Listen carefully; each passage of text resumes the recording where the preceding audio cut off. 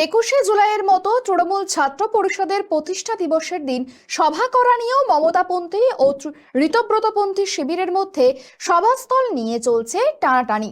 সেই মামলা উঠেছে কলকাতা হাইকোর্টে। দুই পক্ষই ছাত্র পরিষদের প্রতিষ্ঠা দিবস পালন করতে চেয়েছিল মেয়ো রোডে, কিন্তু মঙ্গলবার দুই পক্ষের কাউকেই মেয়ো রোডে প্রতিষ্ঠা দিবস পালনের অনুমতি দিল না হাইকোর্ট। কালীঘাট তৃণমূল এবং বিক্ষুব্ধ ঋতব্রত শিবির কোনো পক্ষকেই মেয়ো রোডে আগামী 28শে আগস্ট তৃণমূল ছাত্র পরিষদের প্রতিষ্ঠা দিবসের অনুষ্ঠান কর্মসূচি পালনের অনুমতি দিল না কলকাতা হাইকোর্ট।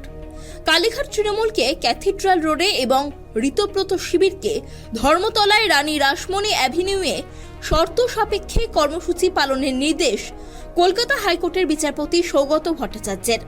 দুই পক্ষের অনুষ্ঠানেই ১৫০০-এর বেশি মানুষ সভায় যোগ দিতে পারবেন না। দুপক্ষের অনুষ্ঠান দুপুর 12টা থেকে দুপুর 3টের মধ্যে করতে হবে। আগামী বুধবারের মধ্যে দুপক্ষকেই তাদের 20 জন স্বেচ্ছাসেবকের নাম ও ফোন নম্বর পুলিশের কাছে জমা দিতে হবে। কর্মসূচির দিন যাতে যান চলাচল স্বাভাবিক থাকে তা নিশ্চিত করতে হবে আয়োজকদের।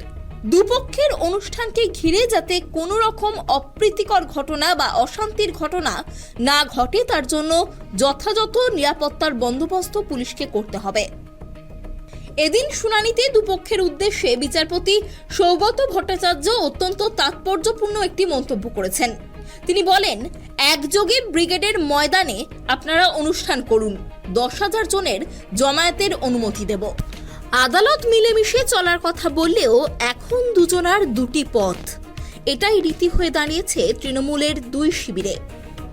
রিমিক মাঝির রিপোর্ট, কেটিভি বাংলা।